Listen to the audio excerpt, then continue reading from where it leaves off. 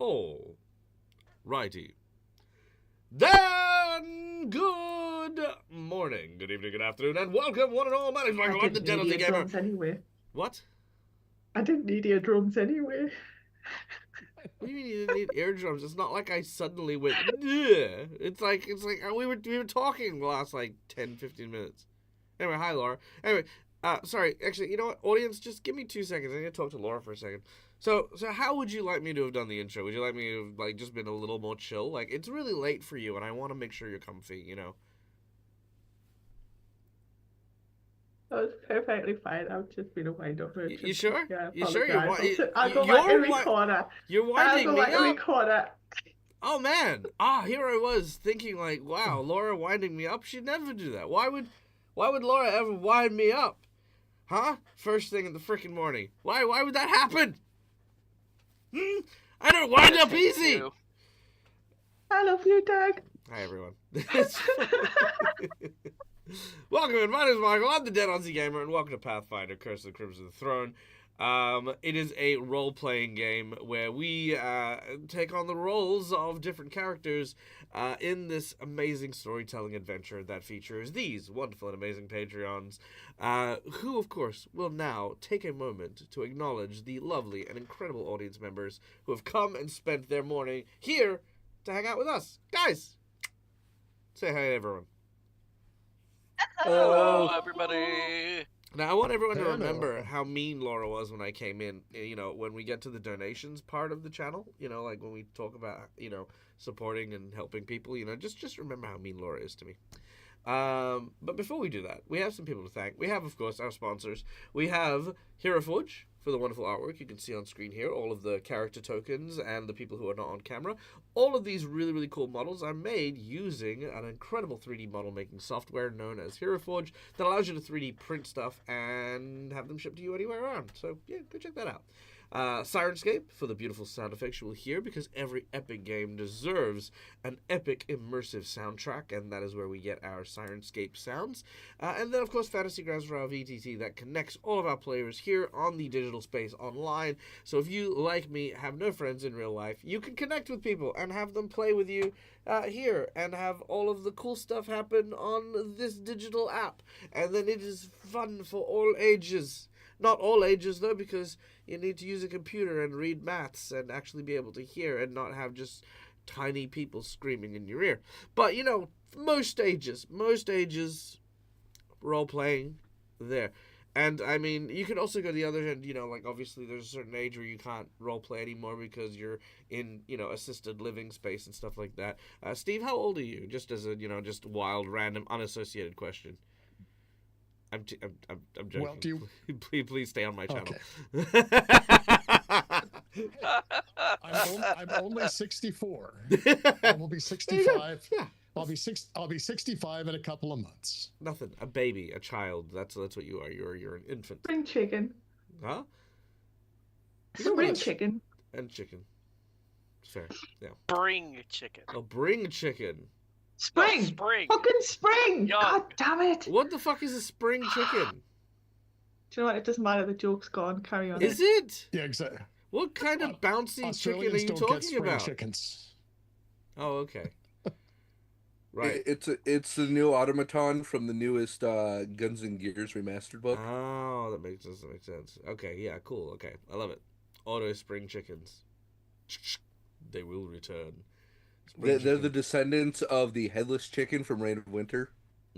Spring Chicken 2, the Egg Apocalypse. Okay, I'm done. All right. I feel like I'm missing something, and now I have to Google spring chicken. Anyway, while I Google spring chicken, I'm going to turn it over to my players to introduce themselves and their lovely and amazing characters that they will be embarking on today's adventure with, starting with none other than our dear friend Unok, played by the wonderful Marcus the Storyteller. Hey Google, what does spring chicken mean? Sorry, I had food in my mouth right as you were saying that. Hi, I'm Unok. Or I'm Marcus. I'm playing Unok. God damn it. Orc Dragon Slayer Barbarian, who is a very angry man. He's also, surprisingly, a very loving family man Um, as we found out recently over the last couple episodes, where we came to this college full of sex ooze and stuff. Sex goo. Yeah, he they basically we ran into some mirror things and one took the shape of his wife, and I think he proved his loyalty by headbutting the mirror thing and shattering it. And Point of order. Are you telling us about Unok, or are you recapping the last episode? both. Okay, carry on. But yeah, he joined the party, helped them find the magical sword that Agnes is just holding on to, and is considering at this point helping the um the mercenaries. What were the mercenaries called again? The Sable Company Marines? That's the Yes. one. I was going to say Griffin Yes. Boys. Yeah. Griffin I Boys. knew they had griffins. He's considering helping the Sable Company Marines once everything's all said and done.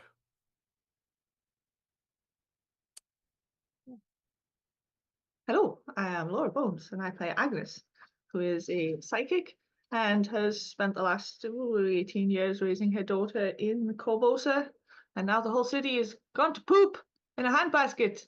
And she set about to try and do something about it. She went out on a shopping trip and fell into an adventure, and here she is, savior of the city. Who'd have thunk it? The end.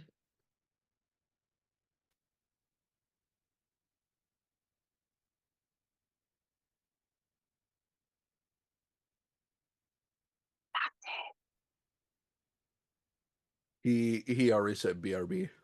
He does this every okay. time without Dante fail. is a fairy fox. He's a fairy fox looking for drugs, but he's not a crack fox. He's a nice fox. Ray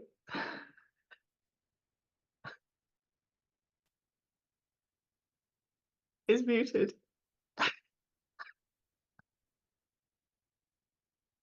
Yeah, the problem is I never mute it in Zoom. I always hit the button, and my button was green. My fault. Sorry about that. Hi, Steve. Playing Ray Tanuki, champion of Milani, who, runs around and is trying to free Corvosa from, liberation and freedom and get away from that rotten queen. Stuff like that. That's it. Okay, cool. Hi, everybody. I'm Cass. I'm playing Alizaro. He is a bird, question mark, swashbuckler who originally wanted to save her horse, still wants to save her horse, but sees that bigger things are at play. She doesn't know who or what she is, and that's her secondary goal, is to figure out why her memory is all fuckery duckery. And that's it for me.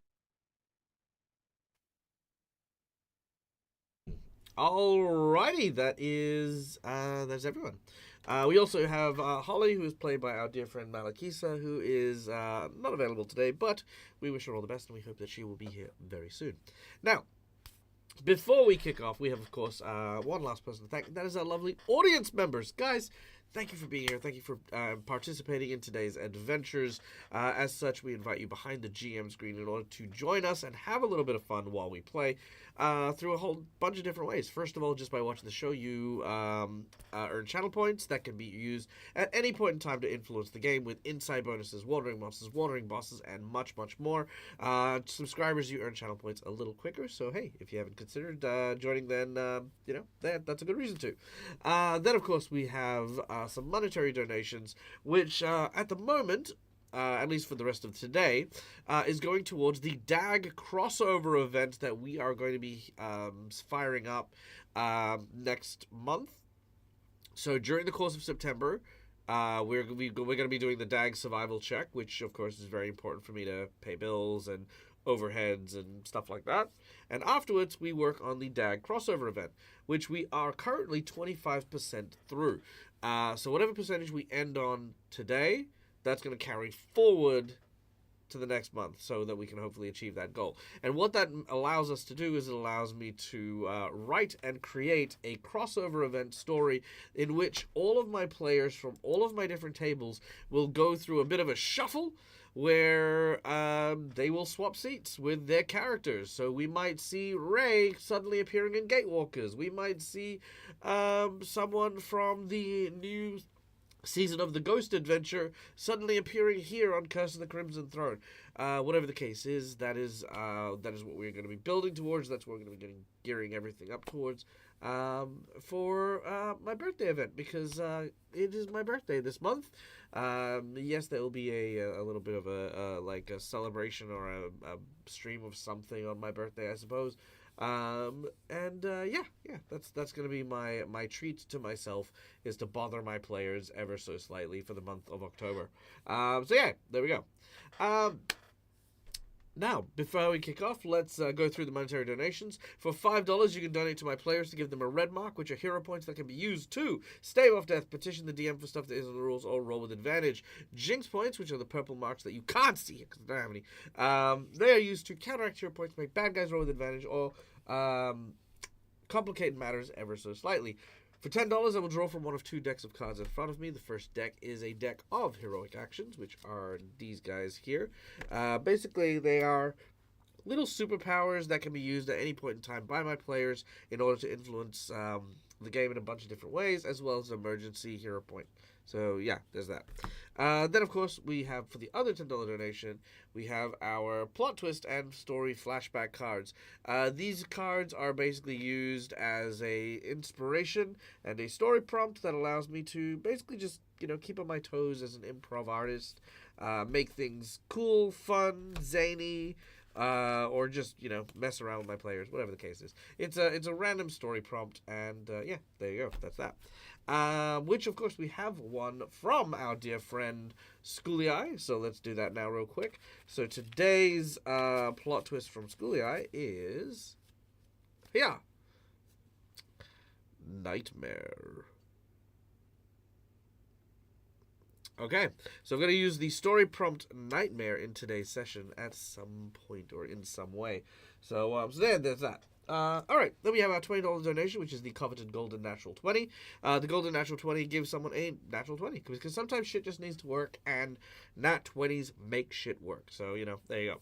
Then, of course, we have our $50 donation. We have 3 potential rewards for the $50. We have a boss buff, which makes an encounter more difficult. We have a magic item, which provides a magic item to a player of your choice. And, of course, we have our Harrow deck drawing, in which we get a boost to a statistic for the entire duration of the game. It's basically a plus 1d6 on any roll on a statistic that is gathered from the draw of the Harrow deck, which is a fortune-telling deck. In addition, if our heroes manage to fulfill the prophecy in the Harrow deck, they will be blessed by the creature that dwells within. And when they do so, they'll get power, they'll get money, they'll get whatever thing the blessing will be, a whole bunch of stuff. And lastly, we have our $100 secret menu item. What is the $100 secret menu item, you ask? Well, I'm going to make this nice and easy for you guys.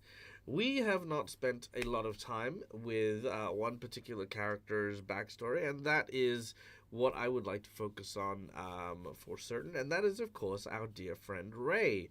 Now, Ray has joined our group as a member of the Milani Church and the resistance that fights back. But has Ray ever really had a nemesis, or found themselves with like a very strong interpersonal connection with an NPC? Has Ray had a girlfriend? I hear you ask. Well, Ray has not. The look on Steve. Hold on. Yeah. Ray. The one girlfriend that he had, she was assassinated. Oh yeah, that's true. I did do that right at the beginning. That's right. I do remember. I do remember. Yeah, that's true. You want to know why? You want to know why the player gets traumatized when you start talking about this? They all fucking die, or they want to kill him. One or the other. It's like there's no in between. Sorry, that's hilarious. Okay. Shit, fucking What call he me did to out. Padrick too. What he That's- did to Padrick. It is See, very it's true. like- It is very true. there is a pattern here. There is a pattern. Okay, well, I'm not going to do that. But what I will do is I am going to add another worshiper of Milani. And you, as the audience member for the $100 secret menu item, are going to define who this person is to Ray. Are they a friend? Are they a rival? They have to be an ally, so that's the only parameter. And they are a Milani cleric, you know what I mean? They are someone who is in that same vein. They are here like Ray, trying to make the most out of the situation here and help wherever they can. Now, as for this individual who will be your version of the NPC, you'll get to decide their personality, you'll get to decide their disposition and stuff like that. More importantly, you will also get to decide their fate.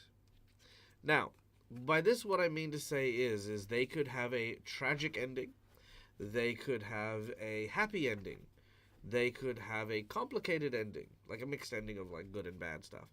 They could survive, they could perish, you know. I want you to provide this information because I will then build everything up to a dramatic moment where your result will be kind of like the thing that everyone is going to be waiting on bated breath for at some point during the adventure.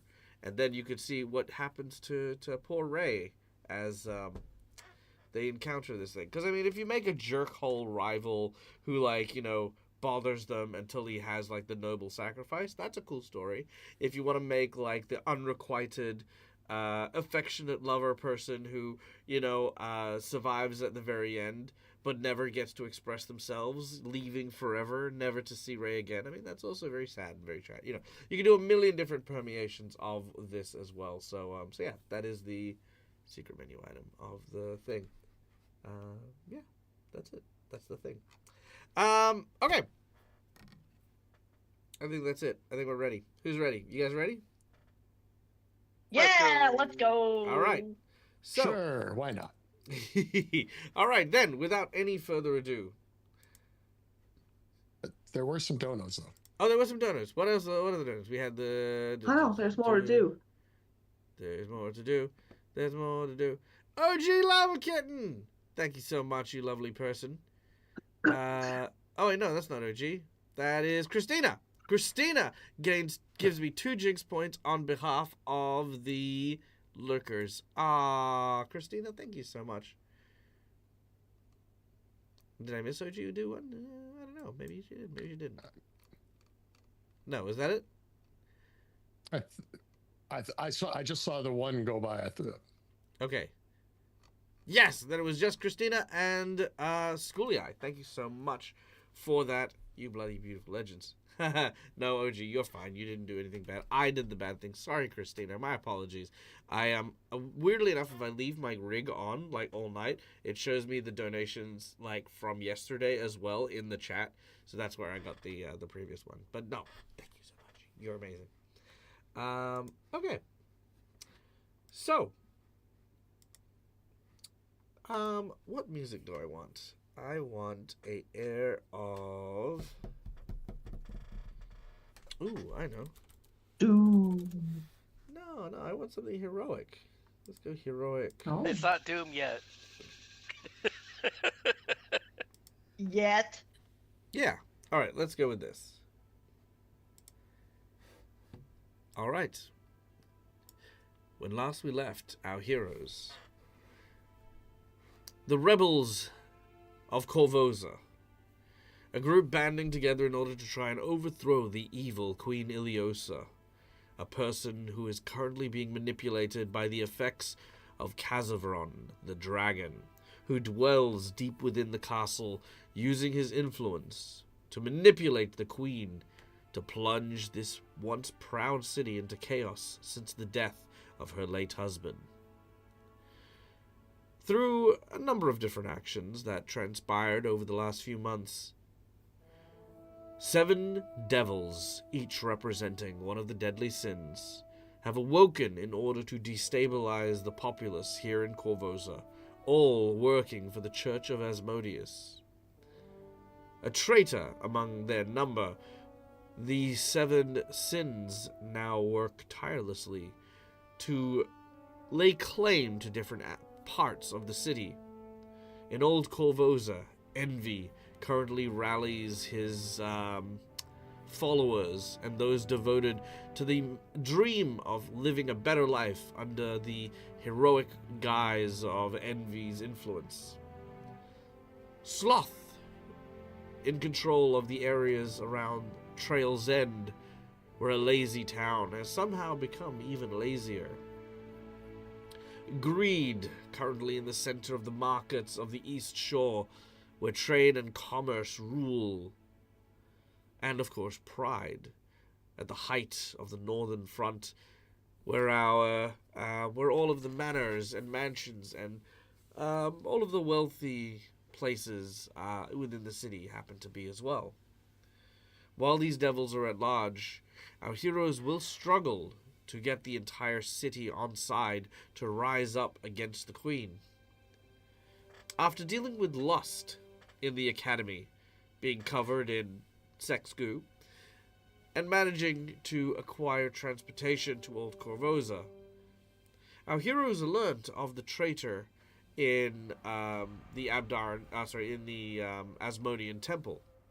Holly, who has cut a deal with another devil, decides to go and do some scouting, and will join later after she learns what she can about who might possibly be the traitor there, leaving the 5 of you to decide what to do next. Realizing that time is precious, a question gets brought up as to whether our group will stick together or go for one of these devils each, or in smaller groups. It is here our adventure continues, and our heroes make their decision. All right. Right, so 1 each, right? Done. And Unok Okay. Unok takes a breather. Just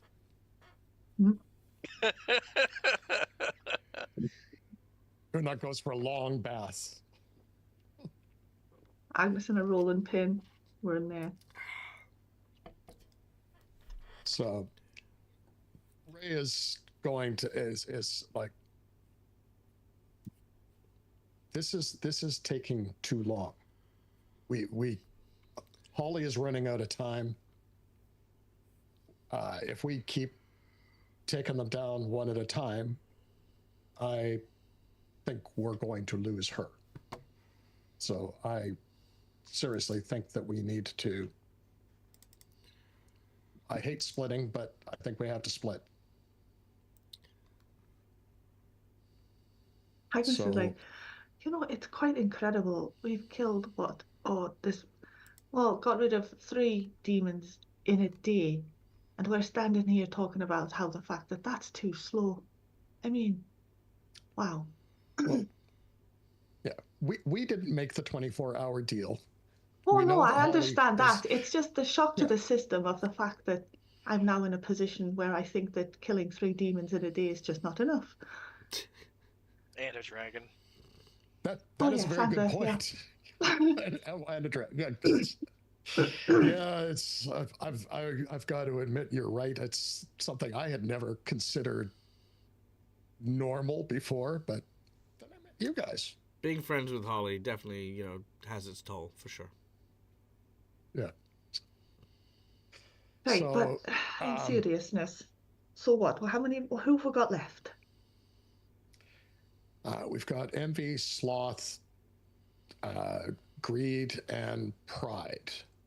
And if I remember right, pride's the one that actually has Holly's hand, or whatever he took. Wait, So Holly's he's lost her probably hand the again. toughest of the lot. That was. She told me that story. It happened months ago, or weeks Oh ago. yeah, but she got long it time back. ago. I thought it had been taken again. I was just like, wait, what? Oh, no. When did I miss No, she got a different hand back, but it's Right, okay. just looks like the old one. So that's probably the toughest one. I think we leave it to last. Dante, you had something about envy. Yes. Do you want to take envy? Yes. Okay. That was Old Corvosa, if I remember correctly. So That is correct. Agnes, you're from Old Corvosa. I You swear know it down, probably if they've better than trashed my all of house us. again, I'm gonna go spare. Perfect. That's the right attitude to take. Agnes is Unoc? just gonna go Super Saiyan. Yeah. Not my favorite Unoc? crockery. Unoc, I think you need to go with them to make sure that Agnes doesn't go nuts. That can't go wrong, right? Yeah, no, Um, not. Ask the very angry man to keep someone else's anger in check. I see nothing wrong with this. I see nothing wrong with this either. You set a thief to catch a thief. Set an angry person to calm an angry person down. Sounds logical. Oh yeah. Ray's a little naive sometimes. Ro, what do you think? Do you want to go after sloth or do you want to go after greed? If you're willing to come with me. Oh, of course. I think we should go greed and then work our way up because they're lazy. They're not doing anything, right? That's Hopefully. That's what I was going to say. I mean, it's not like he's going to go very far. Okay. And if I remember, look from the map, we might be able to actually meet back at Sloth and then head for Pride.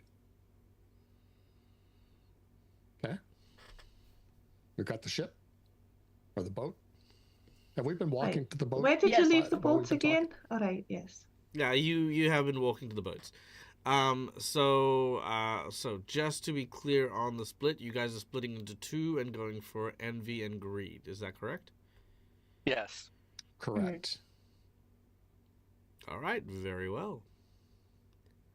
And as we're walking to the boat, I would like to full heal the party Sure, not a problem. because Unoc is almost at half. Did we not get healed off that guy though? Oh. Well, he went from like really red to only moderately green. Yeah, Unoc okay. didn't get fully healed. He got half healed. Yeah. And at the same time, focus points and all the rest of the fun stuff, I guess. Yeah, okay. So, as you make this decision and find yourselves at the boat, you can indeed go about it this way. Leaving the area with the boat, you can travel down through the Narrows until you reach close to kind of where the Envy was sighted in Old Corvosa. Disembark and then use the boat and continue all the way down the Yeggary River till you reach East Shore and get off there. The boat is much less likely to be bothered or noticed from that area than it is to be noticed from Old Corvosa. As previously stated, Old Corvosa, the bridges are out, and there's a higher chance of being destroyed if you are traveling between Old Corvosa and the city. Real quick, we have another donation from OG Lava Kitten. Thank you, OG, for 2 Jinx points for me and 2 hero points for Ray. Oh, hey. Hey. Look at that. So when he loses all his points, he might be able to stay alive. Yeah. On 1 point. All right. So, after some healing and some just some TLC, our heroes begin to travel to their designated locations. Getting off at Old Corvosa, we have Agnes and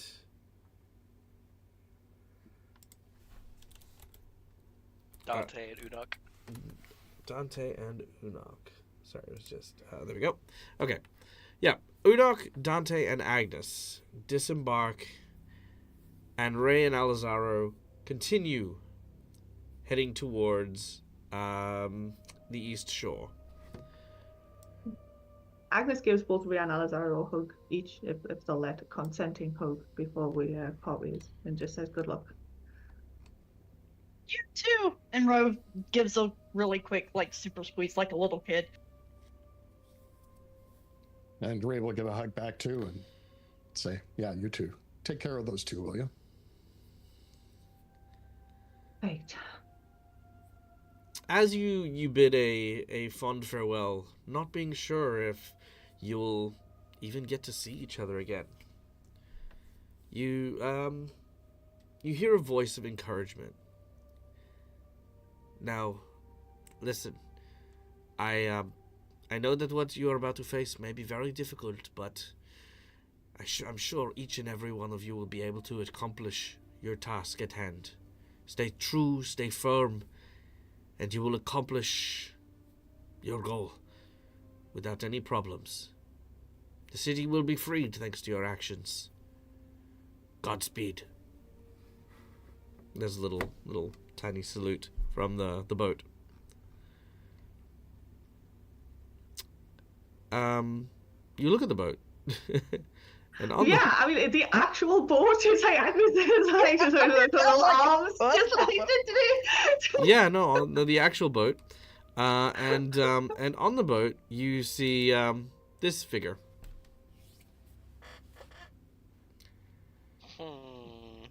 It is a goblin who looks around like pretending like he just belongs on your boat. And he's just waving farewell to you guys. Goodbye, goodbye, au revoir. Unok just leans over. Who the fuck is that? I have no idea, but there were some very nice words. Oh, right. I forgot I am wearing a disguise. It is I, La Rouge. As he lifts up his glasses like you somehow recognize him. Dante, you're the only one who knows who this is. This is the lawyer friend of Quinn, who helped you guys out during some of the early days of the plague stuff. He is Is he also not the one who got us eaten by the? T-Rex? Yes, he was. Yes. He also was the underground menagerie carnival arena fight guy. Again, all he is just a goblin who wears disguises.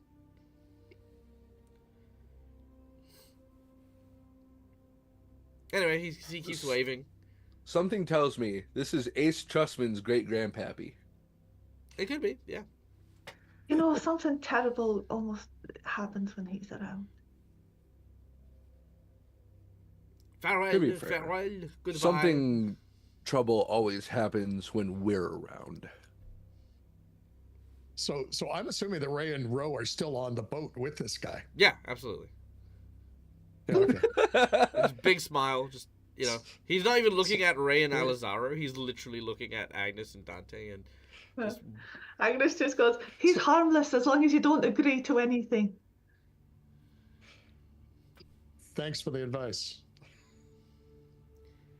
They say speaking at normal voice volume as the boat's like 300 yards out.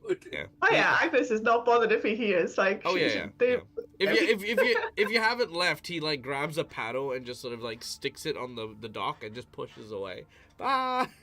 Just... Ray looks at Elizaro and said, "Where did you find this guy?" I didn't find him at Agnes when we see her again.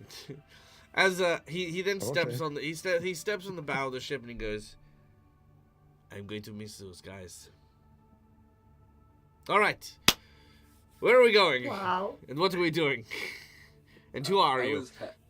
I was partially expecting Ro to go, I thought you brought them. So, we're going to East Shore. Ah, yes, the shore of the east side, the east shore, some call it. Yes, I know this place well. It is less fucked than Old Corvosa. It will be a wonderful place to not be in Old Corvosa. I don't know why I became Italian. This is now the gesture. Anyway, I blame the It's hat. another disguise. Anyway, it is a pleasure to make your acquaintance. I am La Rouge, but don't tell people. And I am very pleased to making your acquaintances. Do not share with me your name, because if you die, I don't want to cry and be attached to you in any way, shape, or form. But know this: you will not die while you are with me, because I, La Rouge, know many things that will keep you alive. So long as I am alive, you see? So if you keep me alive, I keep you alive. We are all alive together. Yeah? Yeah. Why is the bird laughing Sounds at fair. me? The bird has a guy. great sense of humor. Yeah. All right.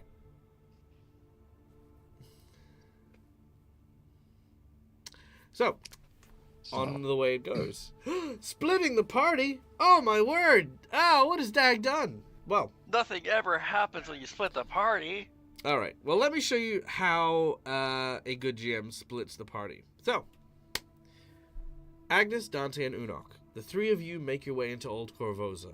Presumably, the first place that you are going is Agnes's home, as a place to kind of like just establish yourself while you look for envy wherever they happen to be. Makes sense. Yeah?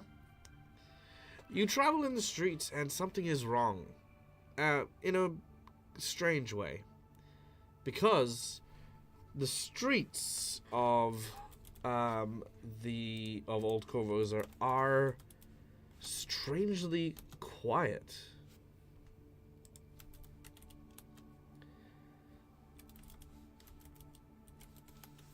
It almost seems as though nothing is wrong. People are walking around the streets. People are meeting up with their neighbors. They're chatting. There's no Hell Knights. There's no Grey Maidens. Everything seems fine almost.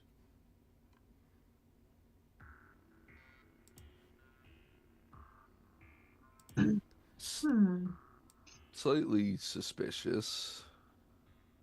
Yeah. Agnes will just like wave, not wanting to stop and have a conversation, but if she recognizes somebody, just wave and call to see if they like, respond in a normal fashion as well. Yeah, you do so, and one of them responds, "Oh, hello, darling. It's been a while since I've seen you. All right, yes. How's that all daughter right. of yours?"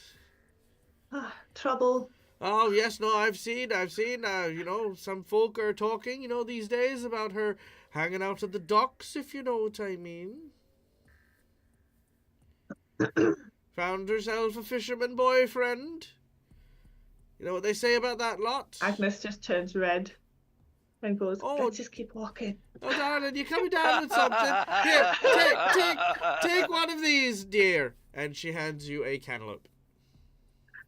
Oh, thank you. All right, well, you take care, darling. You too. Is there supposed to be a hidden meaning behind the cantaloupe? I don't think so. Make for a refreshing snack later. All right. As you make your way to your place actually is being reconstructed. After the destruction at the hands of the who broke your house? Was it the Red Mantis or the Hell Knights? It was the Red Mantis. Red Mantis. It was the Hell Knights, wasn't it? When they came for No, it was the Grey Maidens. It was the Grey Maidens. I thought it was the Grey Maidens. Yeah, the Grey Maidens. It was the Grey Maidens. Yeah, we have a lot of enemies. There's here. a lot of factions. You see a bunch of your neighbors actually reconstructing all the damage. So you see them taking out one of the windows and putting up a fresh window. You see the door that's been kicked in. They're like sort of breaking off the splinters and attaching new hinges and stuff like that. Oh my, this is marvelous. Well, thank you, everybody. Oh, it's Agnes! Everyone, look, it's Agnes! Agnes! And you see that like the neighborhood comes out. Where have you been? What's been going on? We haven't seen you or your daughter in so long. We saw those guys. They came by and they made such a ruckus, and they messed up your house, something fierce, and well, we didn't want you to come back to the state that it was in. We're so sorry. Are you all right? Was there trouble? Tell us what's going on. Oh, well, that trouble's over now. Justin is fine. I got out of that trouble. There's lots of other stuff going on in the city as well. It seems really quiet around here, though. I mean, the rest of the city's, well, half on fire, really. Oh, aye, yes, no, that's all thanks to the new governor. Yeah, no, he's done wondrous things. He drove out the Grey Maidens and the Hell Knights and put us to work trying to look and lift up each other. You know, when the bridges went down, everyone there was chaos.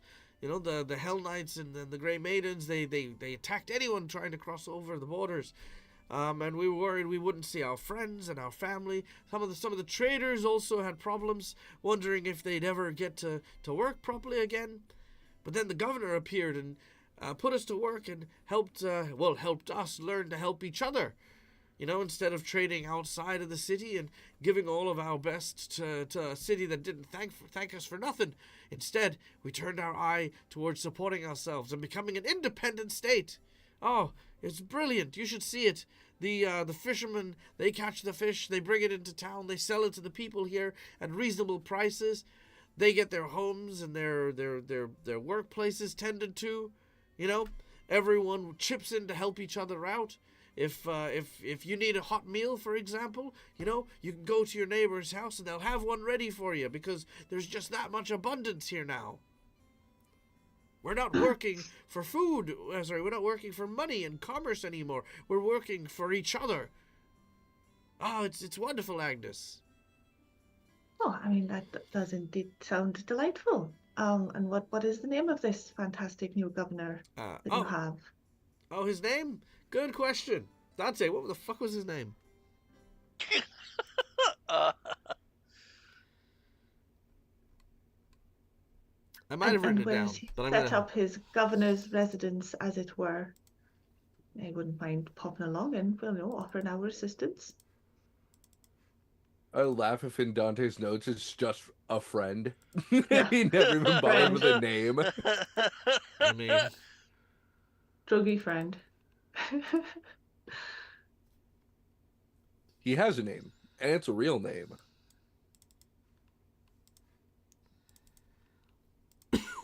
It's Bob. No, Lloyd. Lloyd.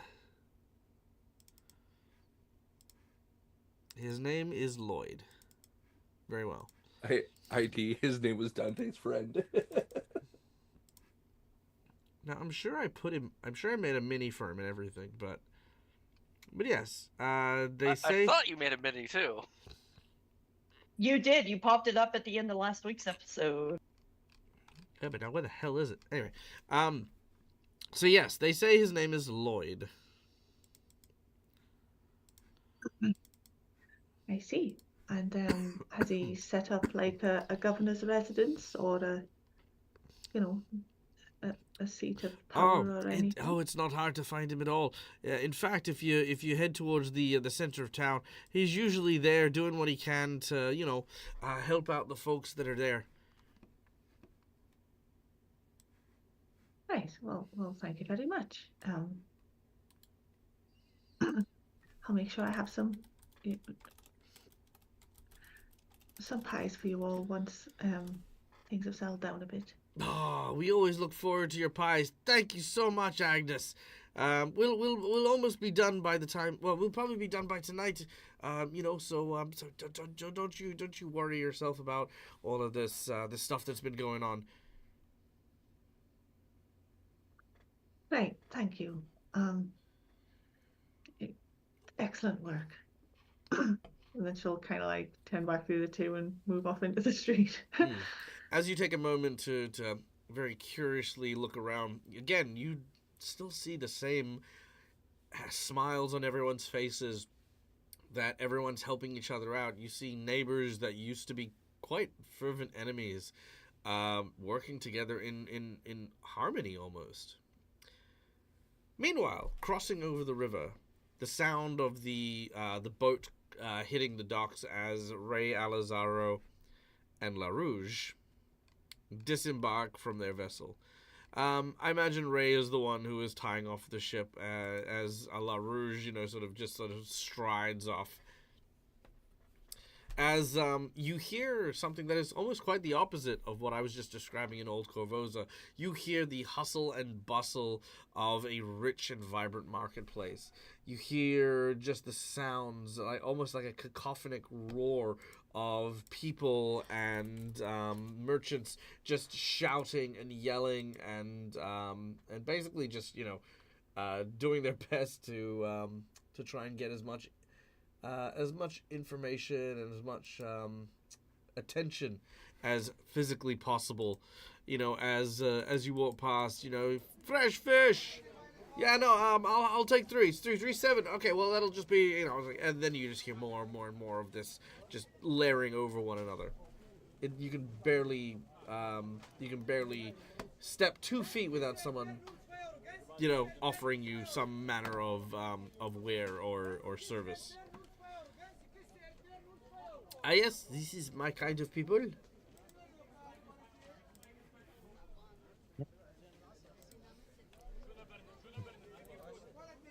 All right. So, Lazaro, any idea where we're going to go look?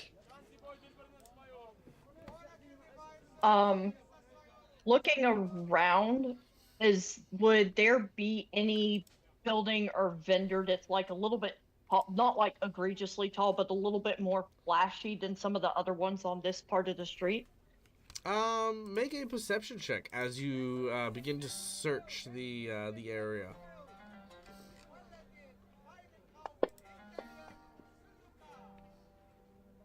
All right. Yeah. You can see that there is a particular vendor that seems to be a little more affluent than others. Yeah. Rose gonna kind of flap her wings a little and point down that direction. Usually, the ones who have more money have more information, I think. That feels right. I'd say we go that way. Okay. Let's give it a shot. So, as we're walking down towards her, it's like, you know an awful lot about merchants for a bird. Oh, yeah. I was talking to Dante about that. It's a little bit weird. I don't know. And she's kind of pausing, trying to figure out the right words. It's been confusing ever since I found that damn book in the big giant castle thing a while ago. Ever since then, I don't know. I know all sorts of things. I don't know how I know.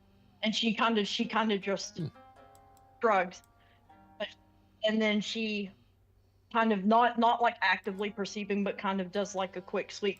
It's like, but for some reason, my gut says more money, more information. She kind of just shrugs. Yeah. Sounds fair. Is there anything else going on in the market that we would notice as we're, I don't know how far away it was. You can make a perception check if you'd like. Sure, why not? Also, you seem to have lost sight of La Rouge for a moment. Ray's not feeling very perceptive at the moment. That was occultism. Oh, well, that would be worse. Ray's slightly more perceptive than he thought he was. The occult actually seems to have helped his perception. Yeah, perfect. Okay. As you look around, probably the only thing that looks a little out of place, if anything, is that there are more merchants than there are customers. And a few people you can see, like, that are next door to one another, like, neighboring shops and stuff like that. They seem to be sort of, like, having little tiny arguments, They seem to be very much, like, almost like blaming each other for, like, the lack of customers.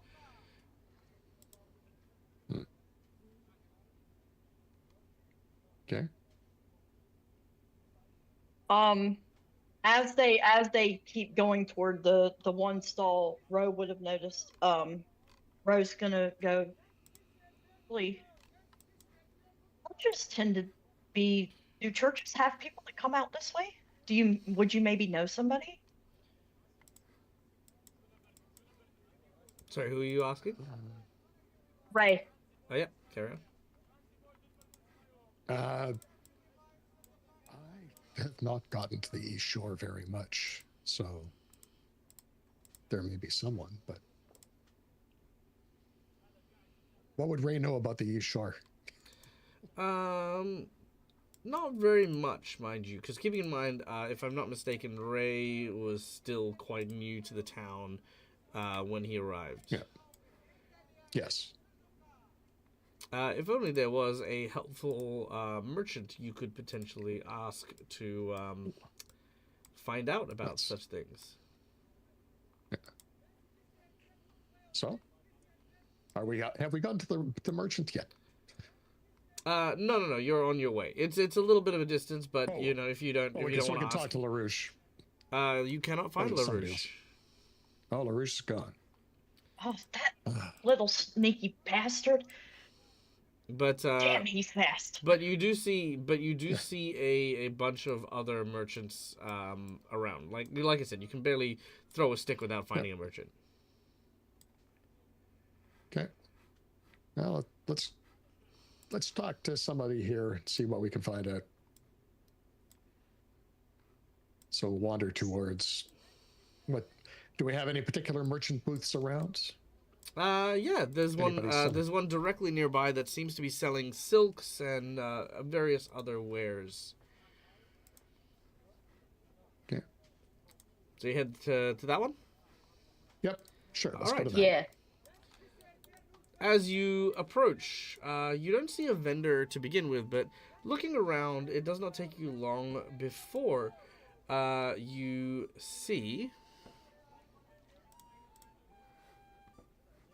one moment.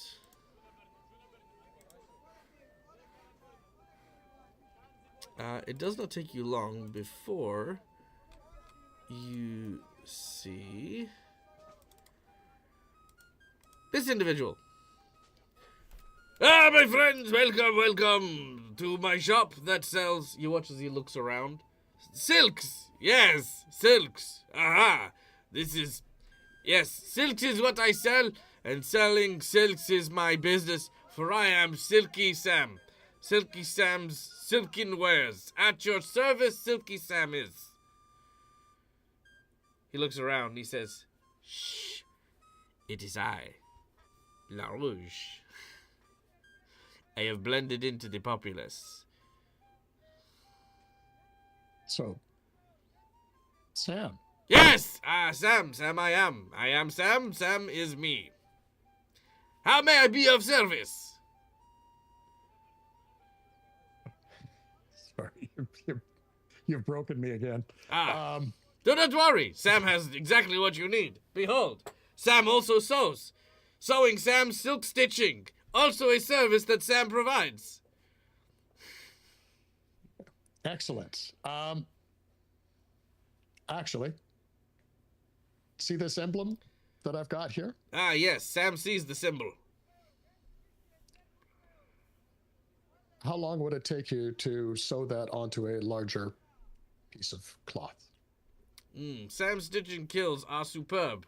Stitching the symbol onto silk is simple. Excellent.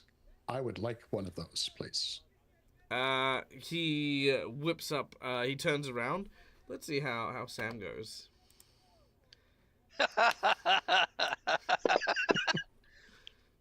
Ooh, Sam. Okay. Well, Don't not go. it's attached to a bit of cloth and stuff. You can wear it like a sash. Sam's silken sash has been sewn with the symbol that he provided you. Excellent. So, just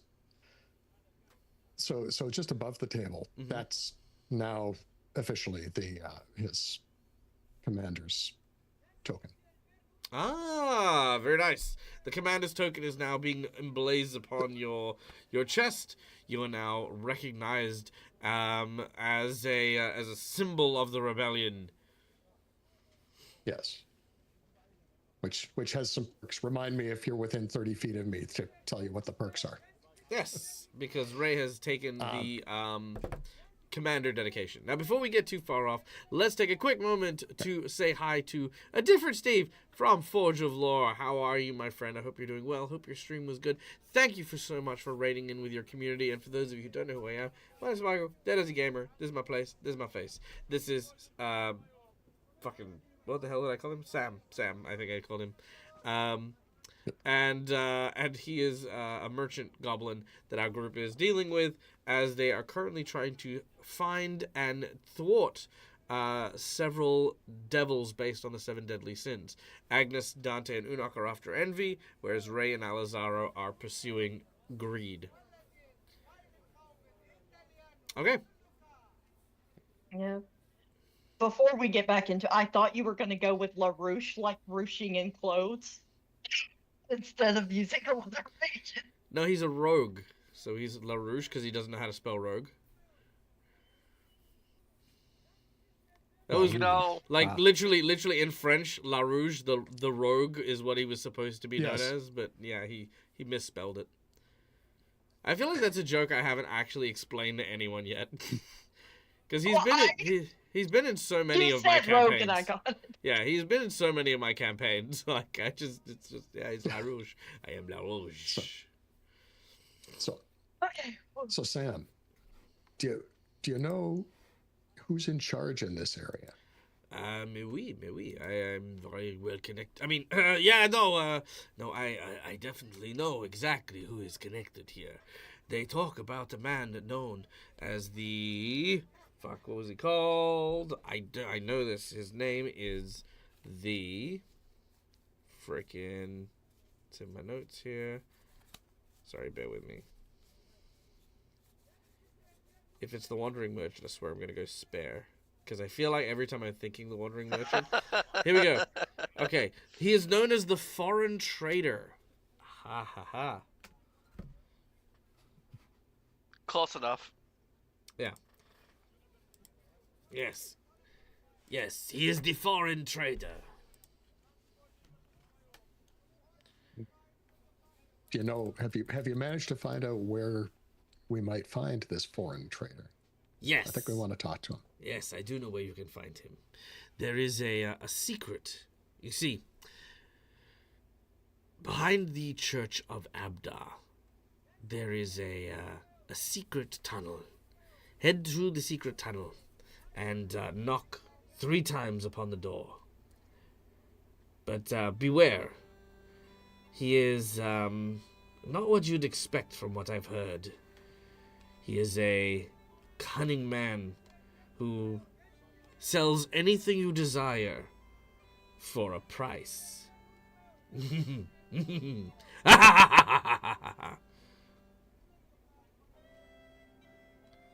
I see. Interesting.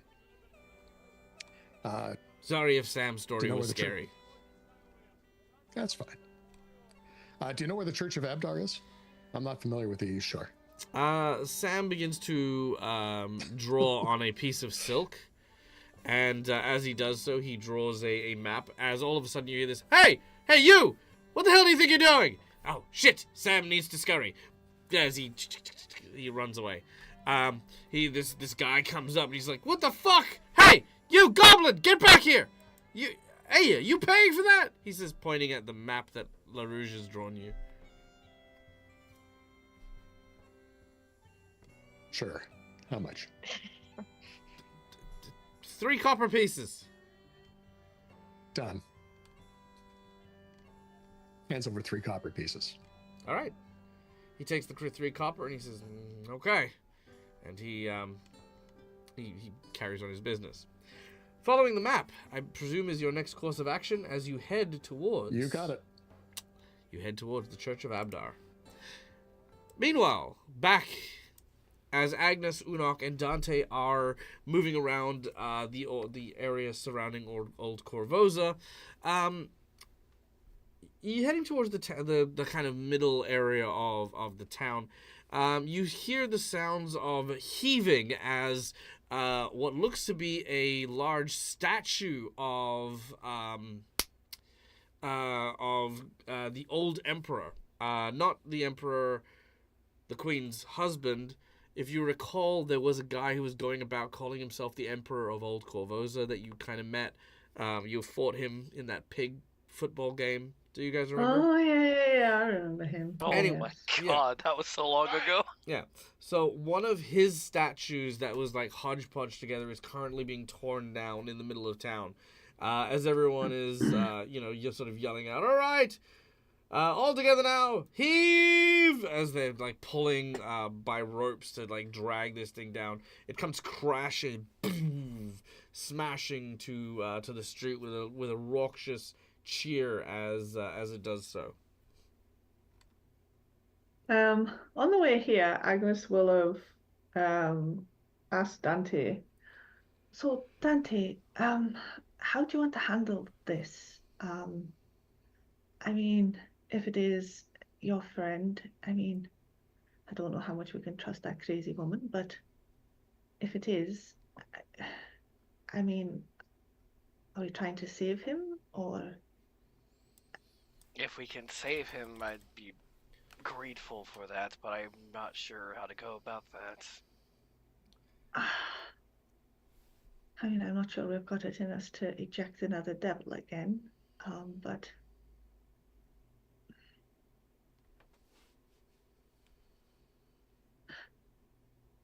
I mean,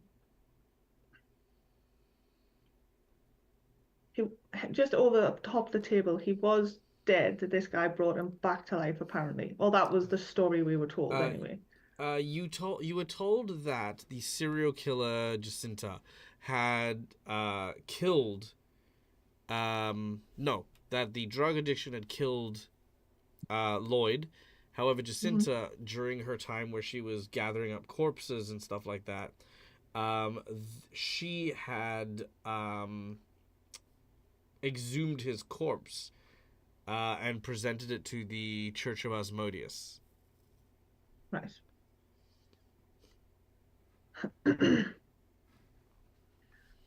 I mean, I know this is a world of resurrections and people coming back from the dead and things, but he had already passed on. He may wish to go back. I mean, I don't really know. But if you would like to try and save him, then we'll not go in guns blazing. Do you want to do the talking?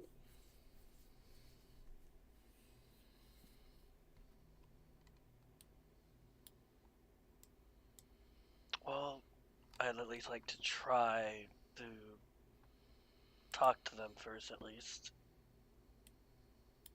Okay, well, me and Unak will back you up. Isn't that right, Unak?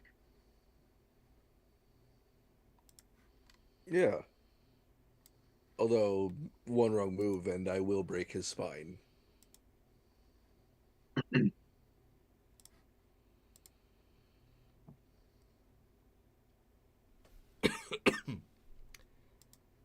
To the absolute silence of the rest of his teammates at the threat, you begin to make your way towards the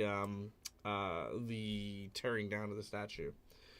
As you get close, you see one person standing out against everyone else, covered in sweat and the like. You can see there is what appears to be, in very plain and simple sight, a devil who is just there. Who appears thusly. Sorry, just one half a moment while I get his thing up. All right, there we go. Hiya.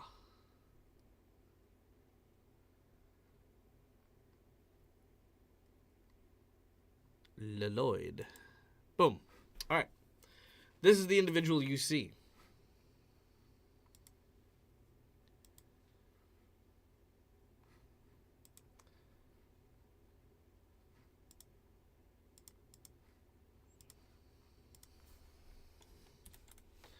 Is that your friend? Sorry, I was chewing on something to help with my heartburn.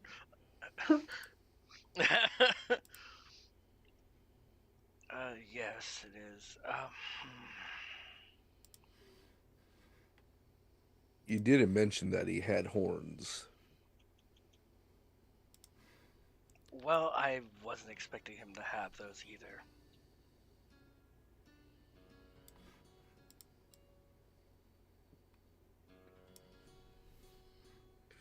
So what's the plan then? You just gonna talk to him, or Without saying anything, Dante is going to walk forward. All right. As you walk forward, he doesn't see you approach. You see that several individuals who are like sort of chatting with him about the new projects and things like that are, they're kind of having like these little mini talks. He's offering to like divert some people from the south side of town that are working on the damages there to help out restoring the old academy. There's a lot of ground there that can be used to make makeshift tents, at least to help some people who are struggling with housing until their homes are fixed. You watch as some people bring some water and stuff to him as he thanks them. He sort of goes to take a drink, and as he does, he then catches eyes with Dante. Before someone can approach him again, he sort of gestures at them and says, "Sorry, I'm just going to need a minute."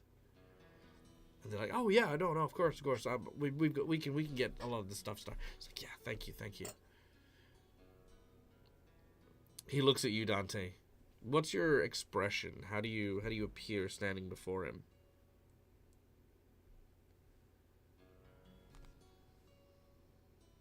I'm trying to think of the words, but my brain is not coming to them. You know what's really dumb is every time someone says something like that, and if I'm trying to get them to express what their character's feeling, all I think of is just as an asshole. It's like, hey, if you're happy and clap your hands. I'm like, I don't know. Tell me how you fucking feel. So mean.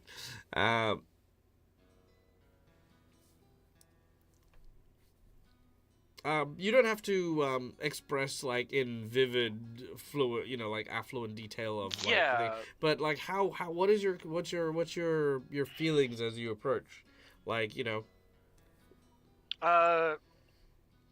Happy but confused as well. Because, friend is back, but, he's looking a little different. Okay, cool. So as he looks at you, he is sort of like, he's got kind of like a serious look on his face, and he says, "I know what you're thinking. He's still way better looking than me. I know. I'm sorry, but you live in the wild and you live in the forest and they're covered in dirt half the time. I mean, I just can't help looking this good all the time."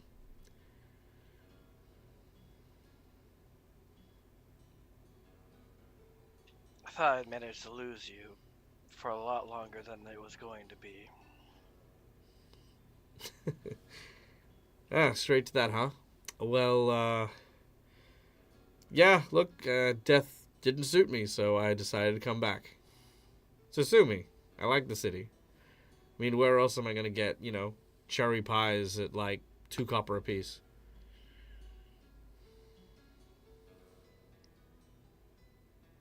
Yes. Well, have you been hearing of everything that's been going on?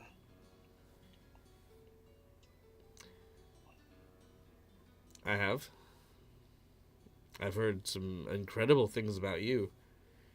How you've risen up, defended the city, killed Gadrin Lamb for that, saved a whole orphanage of children, uncovered a secret plot from Red Mantis assassins posing as doctors trying to spread a plague across the city.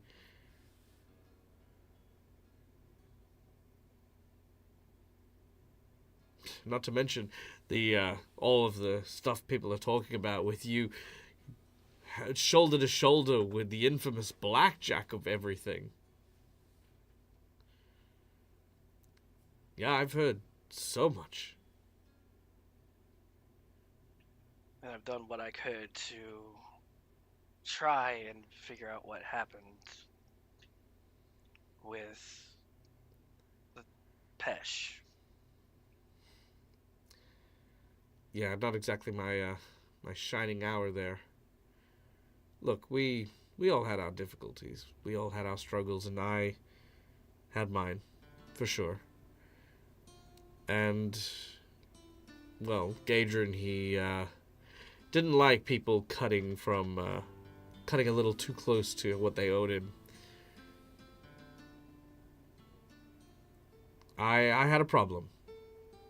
I did, and I did what it took to break free of that nightmare, but it was not enough. Too little, too late. And that had nothing to do with you. You were always a good friend, and you were always someone who tried to help me save myself from, well, myself. You were always the hero, to me at least.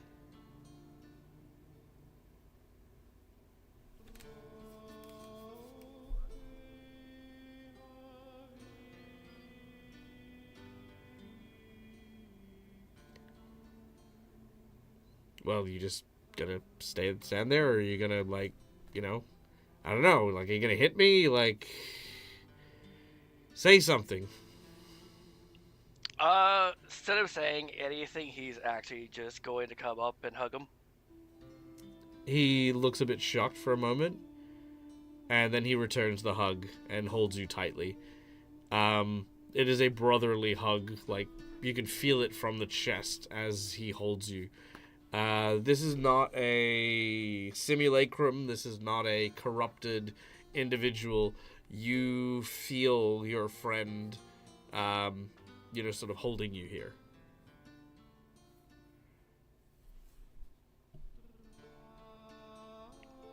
It's good to see you back and helping old Corvosa to how it should have been.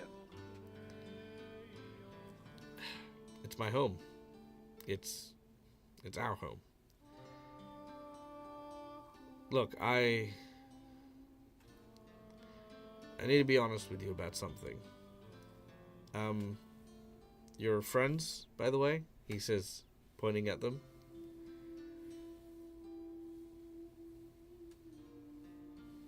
Yes.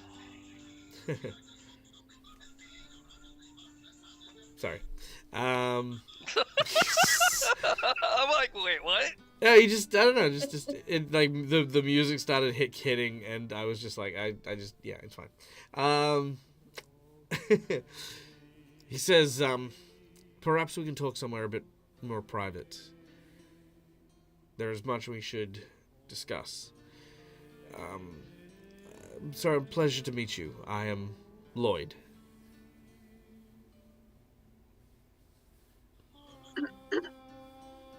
This is Agnes? Agnes and Unak, who I've been traveling with on these adventures to help save Corvosa. You are a pirate.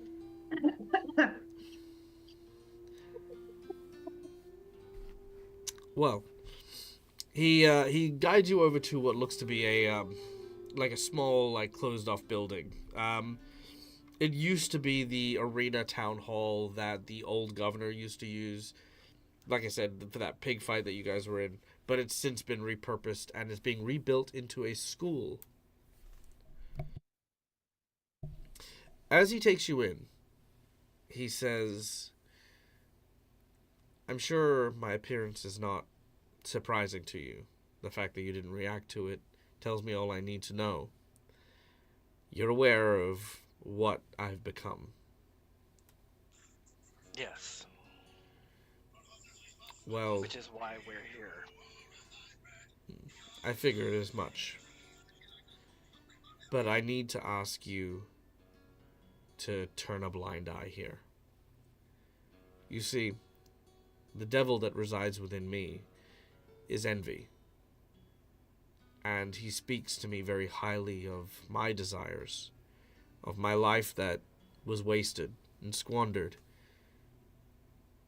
of something that I wanted but could never attain. And I've got a chance to do it here. I've got a chance to bring things right.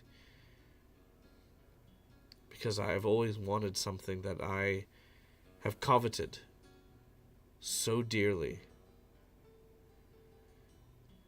And that was you, Dante. I wanted to be like you. I wanted to have a higher purpose, to protect something, to protect my home. But every time I tried, I fell and I failed over and over because I was not strong enough. And now I've been given that power. And all it's telling me to do, everything it's telling me to do, is to take everything you have and make it mine. This city, this place, I know you've come to save it. But what if it isn't your destiny? What if that fate does not belong to you, Dante? What if it belongs to someone else? Someone who knows this town. I don't want to hurt you. But I can't let you take everything I have built. I can't let you take everything I have worked so hard to try and rebuild. For what? An empty throne?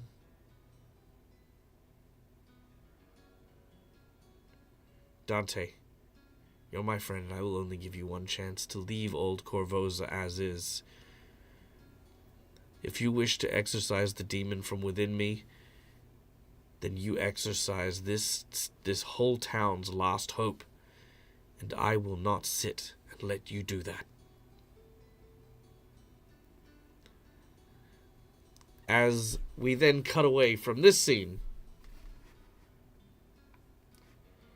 back to East Shore, behind the alleyway of an Abdaran temple. This is a small and very ramshackle temple, more of an altar with a single shrine, maybe a home or a domicile that is built a front face to worship the god of commerce and economy and civilization. Around the back, however, there is a door, and the door simply says, "Knock once and knock once and no more." As they walk up to the door, Ro's gonna kind of gently nudge Ray a little and go, Rouge told us to knock thrice, not once. Yes? Yes. And she's gonna roll her shoulders back, her gloved hand up to the door, and knock 3 times. You knock once, twice, and a third time. As that third knock happens, there is a smell of sulfur that lingers in the air. Followed by a voice that speaks almost like butter in your ears. Let me just get this real quick.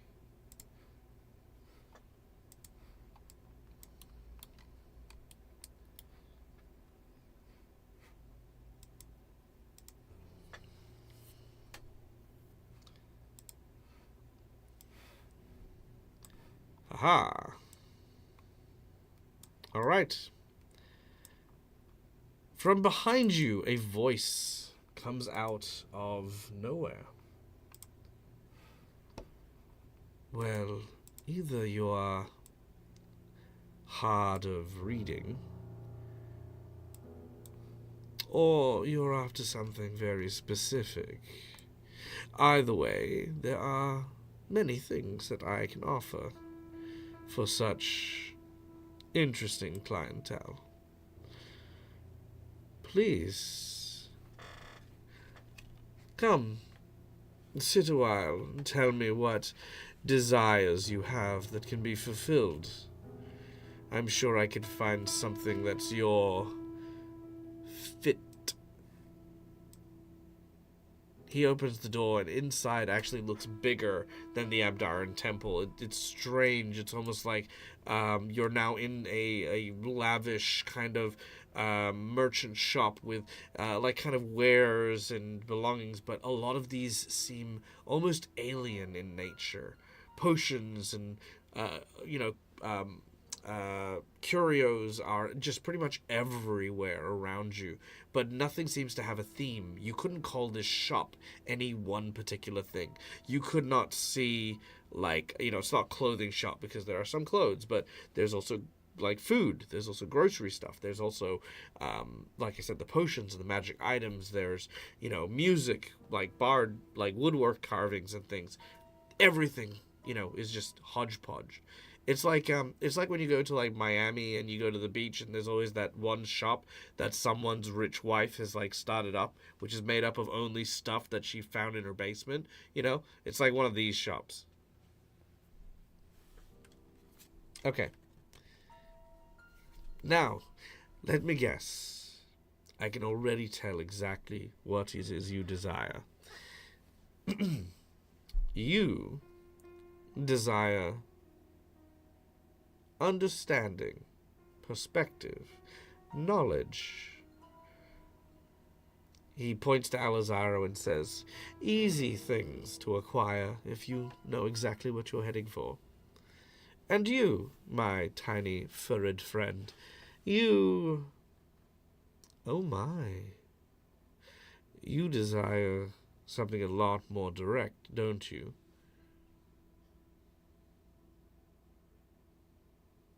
You mean for you to leave the city? Well, I'm sure everything for a price, darling. So, the question is, what do you wish to pay for it?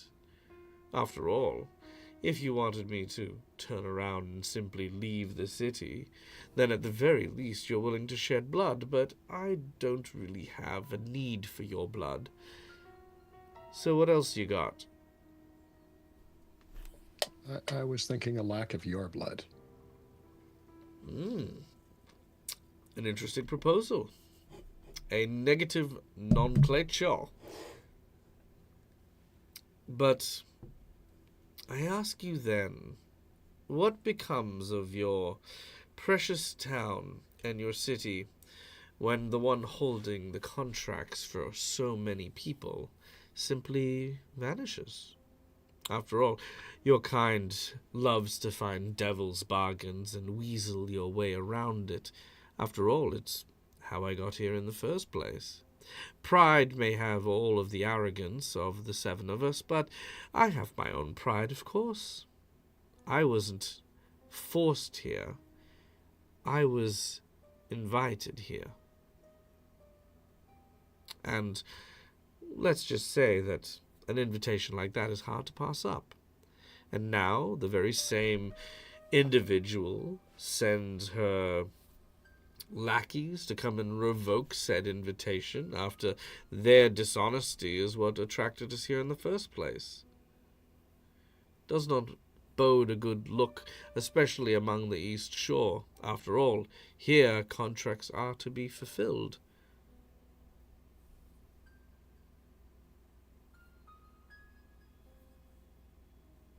Ray looks around the Rose. room going, yeah, go ahead. Rose gonna look around the room. Lackeys? Whose lackeys do you think we are? What the hell are you talking about? He waves his hand, and that smell of sulfur comes back again, but is quickly replaced with kind of like almost a rose oil smell. It's like, when someone puts Febreze on a very bad smell, it kind of feels like that. As holding in their hand, you can see dancing on their palm top is is kind of like this smoky image of Holly flying, with her wings. It's poorly detailed, right? It's not like a simulacra or anything like that. It's just the wisp of smoke that is showing you that image.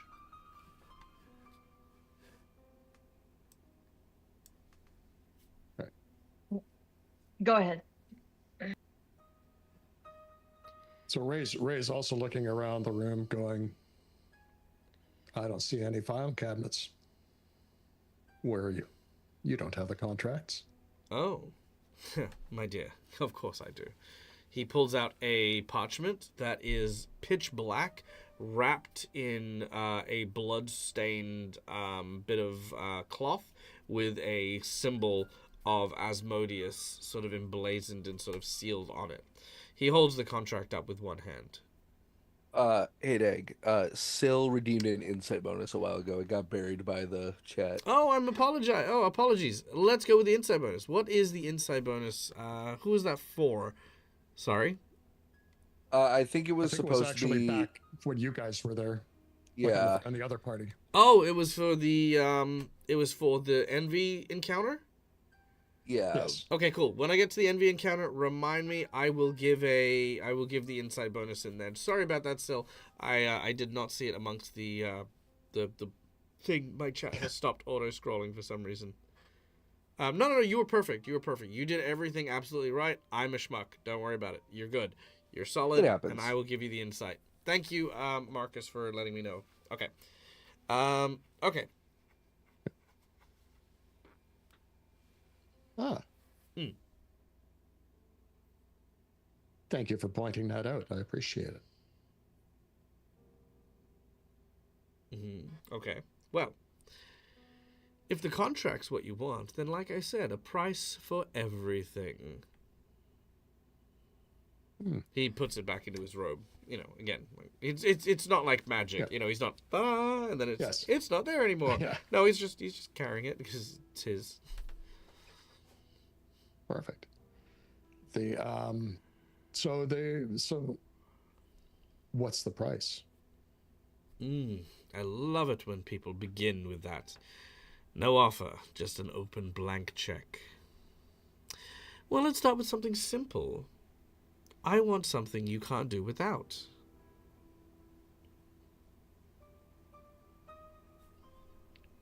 And what is that? Oh, no. That's not how that works. That is the price. My price is something that you can't do without.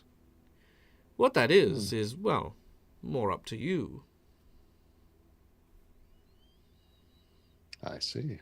If you want to give me, say, the oxygen in your lungs, sure, I'll take that. You want to give me all of your blood or your heart. These are also acceptable prices. But you ask what I want for the contract, and, well, that's it.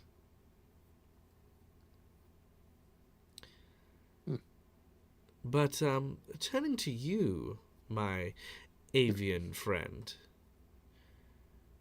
I can provide you with a lot more than just insight. I could turn you back. I could put you in your true form, if that's what you desire. After all, there's so much Frankenstein magic that came to create your being. It's not surprising that you feel fractured, split apart, torn asunder. I would too if my magic were that haphazard and sloppy, but it isn't, thankfully. After all, I purchased all of the finest books on arcane wizardry, and did you know that upon a time the Thessalonians created certain schools of magic based on the 7 deadly sins? Would you like to know what school of magic greed represented?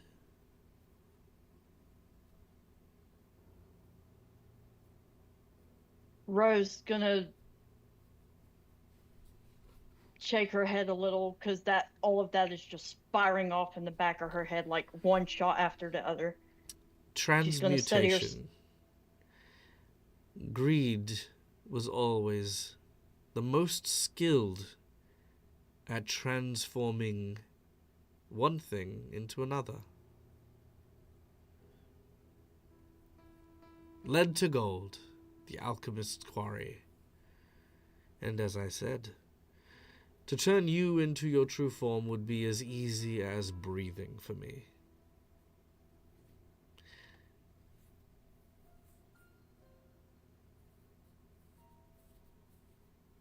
When he says transmutation and that explanation of greed being that school, recalling the conversation she had with Dante and the rage of Dante helping her read the book, the implication of that gut feeling she's had ever since reading the book that this isn't her true form and that she is as fractured as she has been feeling for the last while. She's going to kind of just slump forward and kind of her quills are going to pop out of the back of her head. She's just going to run her hands through and she's going to tap her beak a little bit to take a breath and respond.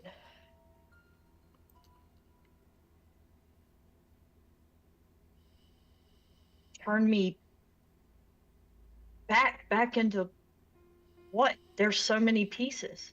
I read the book. There's so many pieces. How would you get the right pieces to turn me back? Some of the pieces will be incomplete. And I'm not going to lie to you about it because I have nothing to gain from doing so. But the soul, the essence of the person that once was, no longer is, at least not without a body. The creature is still perfectly fine. The majority of the materials that make up you reside within that beast, and it will be restored. The memories you made, the connections you have, and all that you are presently, well, that's more of a metaphysical question. After all, are you a beast? Or are you the entity, the person that you once were? If it is the latter, then, much like the soul, you will find yourself finally at peace, at rest, returning back to the boneyard, so that you can be on your merry way as all the gods intended, judged by Pharasma and returned to the cycle. But if you were more the creature, then, well, it would acquire your understanding.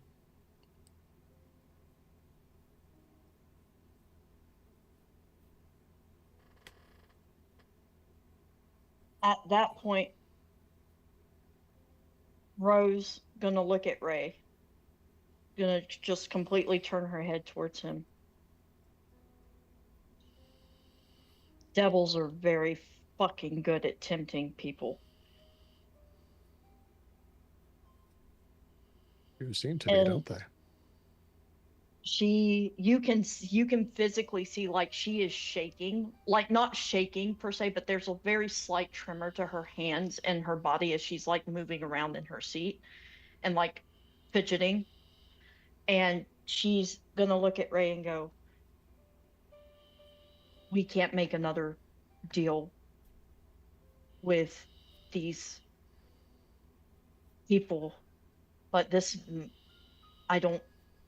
might be the only chance I have. I don't know.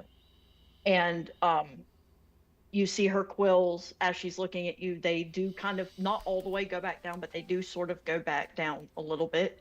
And her feathers sort of relax back against her. And you see this sort of very subtle nonverbal deference to sort of you taking the lead as she's like trying to process all of this and get get her thoughts together, because this is just completely blown through everything she's been thinking up to this point.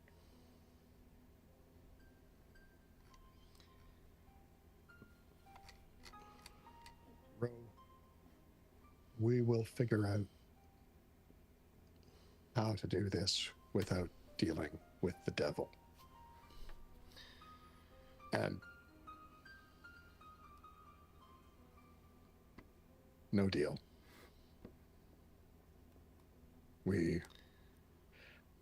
If we do this the hard way, we're doing it the hard way.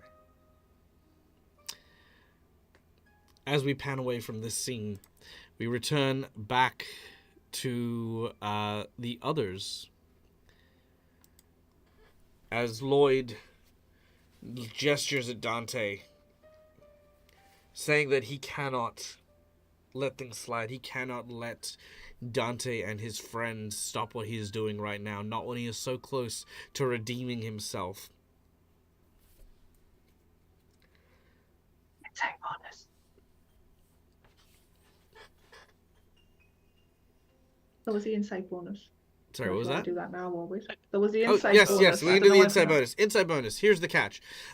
His desire to be a hero has turned into an obsession.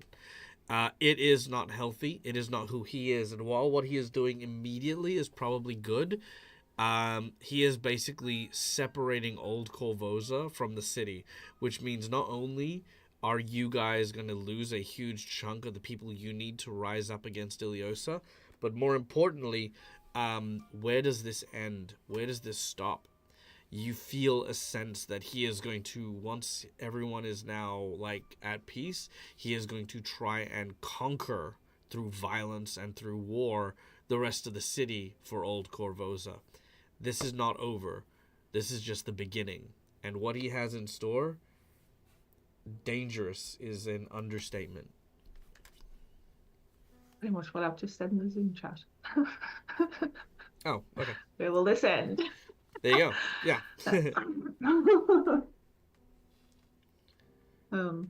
I think that's what Agnes will say to him. She's just going to go, and then what? Once you have everything Dante has, then what?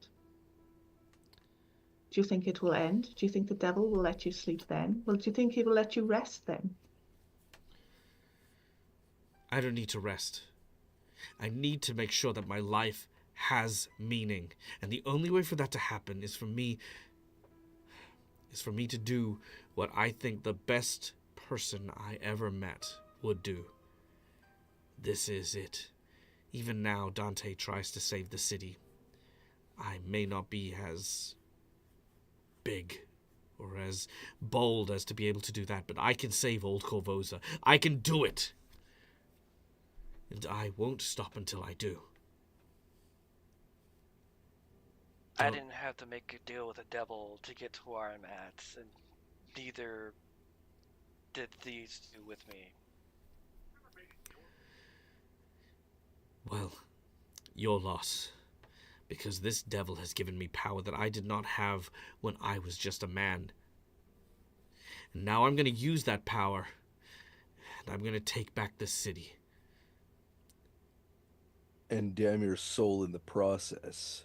I would damn my soul 1,000 times if it meant doing what was right.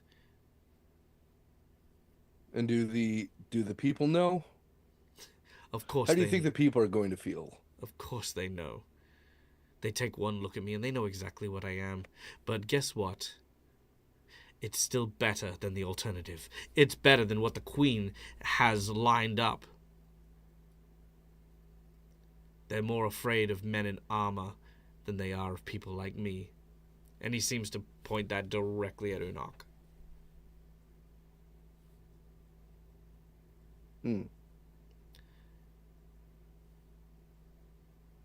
Well, you have a point, but in case you haven't noticed, there were 7 of you. We've already killed 3 of you in a single day. There's one difference between me and the others. And Oh. that is... I'm not fighting alone. And with that, you hear the sounds of cracking coming from nearby. There is breaking of wooden beams and wooden slats. As you can see, several of the townsfolk having snapped various supports. As this happens, you watch as a wall of stone begins to drop in front of you. I need reflex saves from Agnes, Dante, and Unok.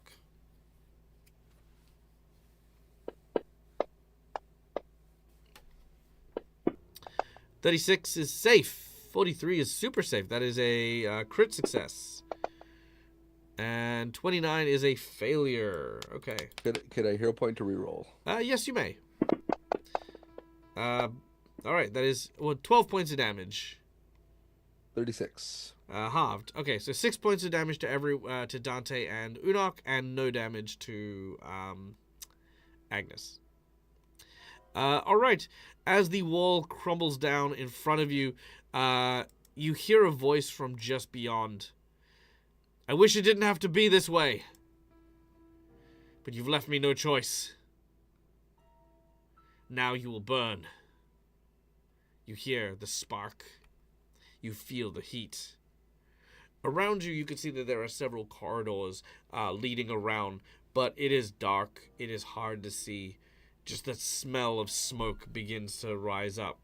Now, this place here is, like I said, the arena that you guys once fought at.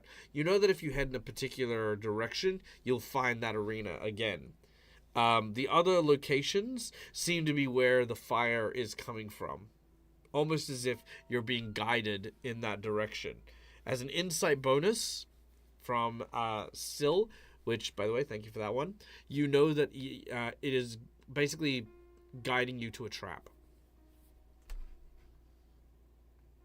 And we're going to get everyone to roll initiative. No, we're not, because we're at Agnes the is end. just like, why am I always in burning buildings? Aww. It's never my I feel so fault. the same way. And All right. Oh, hey, Dag, I just realized. Yes. I still have the persistent poison and bleed on me. Oh, that's a shame.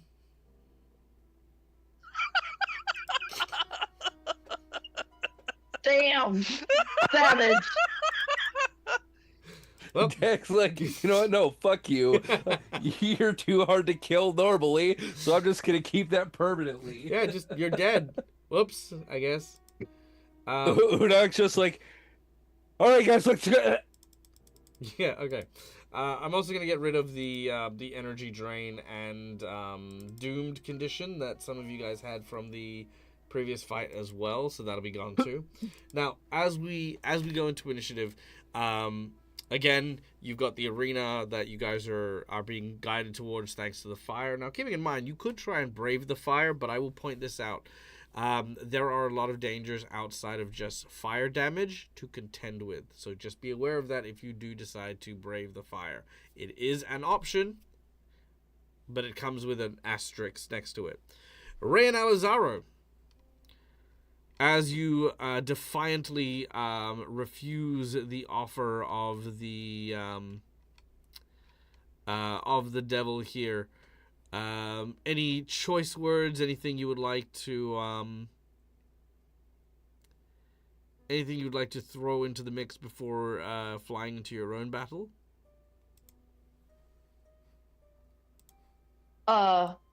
Rose, after looking at Ray, hearing his words, taking in that like confidence and that assertion he's sort of formed since the war room, she's gonna shake herself off. Her quills are gonna come back up a little bit, and hand on rapier, she's gonna go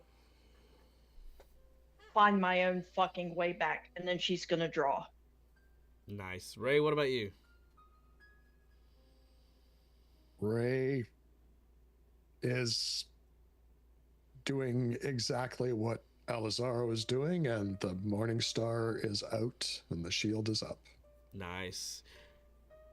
The trader turns and says, well, I did say that greed was skilled at transmutation, so you can watch me turn bitches to dust. And that is where we're going to end today's session. Thank you very much, everyone, for coming and joining us. I hope you guys enjoyed today's session. I'm really, really glad that went perfectly. And just before we head off on today's session, I do want to make a quick touch on splitting the party and thoughts and opinions on splitting the party. Now, for those of you who know RPGs and stuff like that, everyone says don't split the party. You know, it's more complicated. Yada yada yada. I only see that as an issue in like dungeons more so than like Not- open world towns and stuff like that. Oh no, not even in dungeons and stuff like that. The trick is to always change scenes at the height of the scene, not at the bottom. So never resolve something, always leave something unresolved, because here's what happens. The way that he stopped everyone inside and delivered this like very poignant line to say like, hey, I'm not giving up. I'm letting you know that I'm doing this or else. Now, at that point, at that line, I know Agnes, Dante, and Unok want to respond to him, but I'm not going to let them yet. Because what I'm going to do is I'm going to switch scenes so that not only does their anticipation stay high, but then they're also given time to think about what to say and how to approach the scene. Meanwhile, then going to Ray and Alizaro, beginning their scene, this other devil then presents Alizaro with this huge tempting offer, this big conundrum. So I make sure that, you know, there's this offer on the table. What decision is Alizaro going to make? And before they're able to respond or to be able to like fully come to a decision, I then switch back to the other table. Now their anticipation is at a height. They need to decide what to do. And by the time those decisions happen, going back and forth here, it keeps the tension high, it keeps it going. But the great bit is, and this is wonderful about it, is at some point or another, the group will synergize regardless of what you do. So in this particular case, when I could sense that Dante, Agnes, and Unok aren't going to, you know, just let Envy go off and do their own thing, no matter what, cool, that means I can now shape the encounter that I did with Greed so that, you know, hey, I'm going to offer you this thing. Now, above the table, I could have offered Alizaro clarity. I could have just given you the information and just said, cool, I will turn you into your true form and just leave that by. But by telling you that I was going to break you apart and that part of you is going to die, that was me giving you something that you as a player can't actually do. You won't actually be able to do that. So that was my manipulation to lean you towards refusing this offer. So inevitably, Ray, who is already hostile, will likely win this out with a fight, which of course will match what my other players do, which is they're aiming to stop him one way or another in a fight. And now you both almost in sequence and synergized, and bam, now instead of two different things where I've got a NPC encounter and a combat, I now have a single combat that I can run with two creatures in the exact same way I would run a normal combat with my entire group. Okay? So that is a difficult thing to do. Not many DMs can do that. It's very hard to time. But if you've got experience and if you practice, if you're not shying away from it, you can actually really do this sort of thing. You know? And even if you find a way, just having that means of being able to sync up the group, the back and forth is really, really easy. So yeah, that's my 2 cents and my GM advice on splitting the party. It's tough. Always leave the scene with the players wanting to engage and wanting more. You know, that's one of the big ones. All right, guys, thank you so much for listening. Thank you so much for watching. Actually, I want to ask my players, what did you guys think of the splitting the party stuff and the two devils that you faced? I Went loved really well. it. Yeah, Went it really was- well.